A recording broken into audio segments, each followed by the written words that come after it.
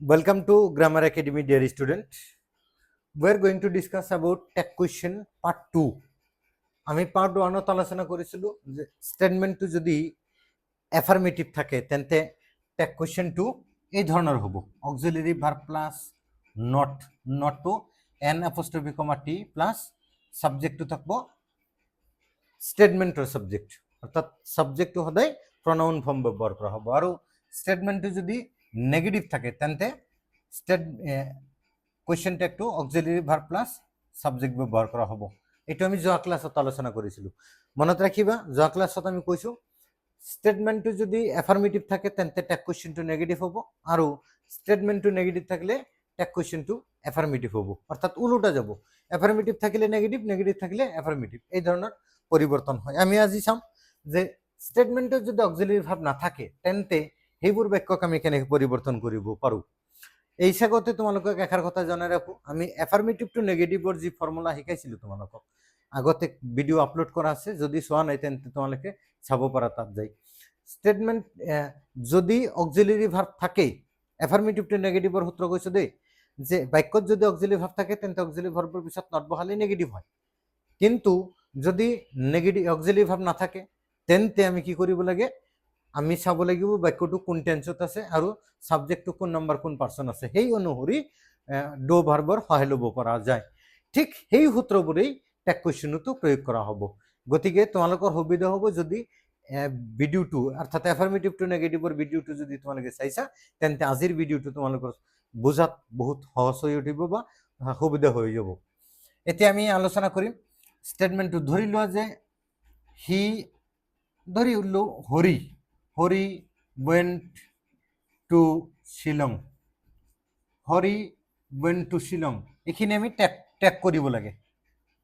তেন্তে আমাৰ প্ৰথমতে বাক্যত চাব লাগিব অক্সিলারি ভার্ব আছে নেকি। Are there any auxiliary verb in this sentence? Yes or no? নো।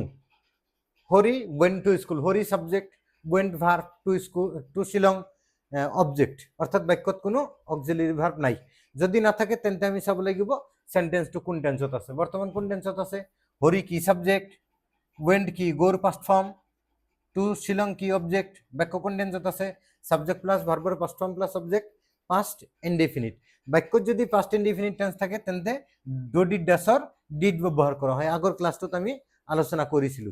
এই হিচাপতে তোমালোকক এষাৰ কথা জনাই ৰাখো যে প্ৰেজেন্ট ইনডেফিনিটৰ পৰা আৰম্ভ কৰি ফিউচাৰ পাৰফেক্ট কন্টিনিউয়াস টেন্স লৈকে যে 12টা টেন্স থাকিব, এই 12টা টেন্সৰ ভিতৰত মাত্ৰ 2টা টেন্সতে অক্সিলাৰি ভাৰ্ব নাথাকে। এই যে সূত্ৰত যে কৈ আছে যে অক্সিলারি ভার্ব নাথাকিলে বা অক্সিলারি ভার্ব নাথাকিলে, অর্থাৎ এই অক্সিলারি ভার্ব নথকা বাক্য কিমানটা আছে মনত ৰাখিবা। মোট 12টা টেন্সৰ ভিতৰত 2টা টেন্সতে অক্সিলারি ভার্ব নাথাকে। এটা হল প্রেজেন্ট ইনডিফিনিট, আনটো হল পাস্ট ইনডিফিনিট। এতিয়া আমি যদি সিম্পল ভাষাত বুজাও প্রেজেন্ট ইনডিফিনিট আৰু পাস্ট ইনডিফিনিট, সিম্পল ভাষাত যদি বুজাও মনত ৰাখিবা বাক্য পাস্ট ইনডিফিনিট টেন্স থাকিলে অক্সিলাৰি ভাৰ্বটো বহিব ডিড। এতিয়া আমাৰ অক্সিলাৰি ভাৰ্ব হাতত আছে 3টা মুঠ, ডো ডিড ডাজ, ডো ভাৰ্বৰ ভিতৰত যে 3টা অক্সিলারি ভার্ব থাকে এই 3টাই। এতিয়া ডিড আমি পাস্ট ইনডিফিনিট টেন্স বিদায় দিলো। এতিয়া আমাৰ হাতত অক্সিলাৰি ভাৰ্ব থাকিল কেইটা? 2টা, ডো আৰু ডাজ। বাক্যত হাতত টেন্স আছে এটা, প্রেজেন্ট ইনডিফিনিট। এতিয়া সাবজেক্টটো যদি থার্ড পার্সন সিঙ্গুলার নাম্বার থাকে তেন্তে ডাজ বহে, আর যদি সাবজেক্টটো থার্ড পার্সন সিঙ্গুলার নাম্বার না থাকে তেন্তে ডো বহে। এতিয়া লক্ষ্য কৰা হৰি went to শিলং, এই বাক্যটো কোন টেন্সত আছে?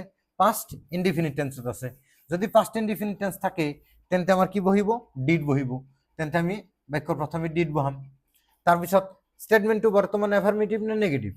হৰি went to শিলং, হৰিয়ে শিলঙলৈ গৈছিল, তেন্তে এই বাক্যটো হ'ব এফাৰ্মেটিভ, গতিকে এইটো নেগেটিভ কৰা হ'ব, অৰ্থাৎ নট ব্যবহাৰ কৰা হ'ব।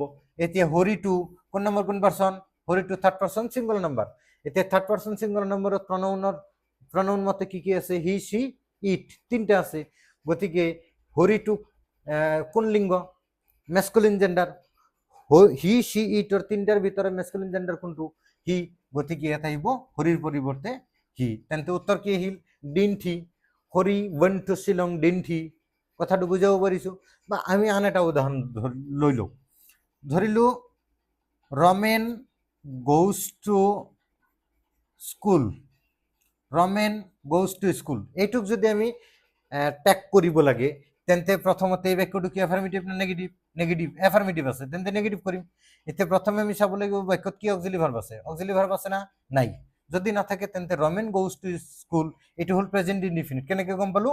গোৰ লগত ইয়াত যোগ কৰা আছে, অৰ্থাৎ বাক্যত যদি এছ ভাৰ্বৰ লগত যদি এছ বা ইয়াত যোগ থাকে তেন্তে সেইটো হ'ব প্ৰেজেন্ট ইনডিফিনিট টেন্স।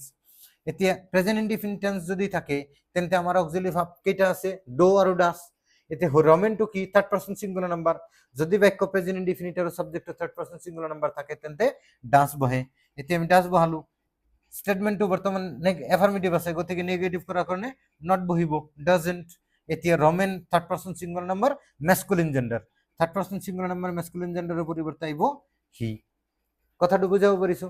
বা আমি যদি আন এটা উদাহরণ ধরু যে you read a book, you read a book, এইটো আমি রিড টু প্রেজেন্ট ফর্ম ধৰি লৈছো, ইউ ৰিড এ বুক। এতিয়া লক্ষ্য কৰা এই বাক্যটোত অক্সিলাৰি ভাৰ্ব নাই, তাৰ মানে ডো ডিড ডাছৰ যিকোনো এটা ফর্ম বহিব। এতিয়া ইউ টু সেকেন্ড পার্সন, বাক্য প্রেজেন্ট ইনডিফিনিট, গতিকে বহিব ডো। এতিয়া এফার্মেটিভ আছে, গতিকে নট। তাৰপিছত ইউ টু প্রনাউন ফর্মে আছে, গতিকে প্রনাউন ফর্ম বহি যাব don't you. You read a book, don't you. কথাটো বুজাব পাৰিছো? আশা কৰিছো আজিৰ ক্লাছটো তোমালোকৰ বুজাত আহিছে। যদি কাৰোবাৰ কিবা সমস্যা আছে তেন্তে তোমালোকে কমেন্ট বক্সত কমেন্ট কৰি জনাবা। আমি বাকি যিমানখিনি আলোচনা আছে টেক কুৱেশ্যনৰ পাৰ্ট 3 ইন ডিটেইলছত আলোচনা কৰিম। আজিৰ ক্লাছটো ইমানতে সামৰিছো। ধন্যবাদ।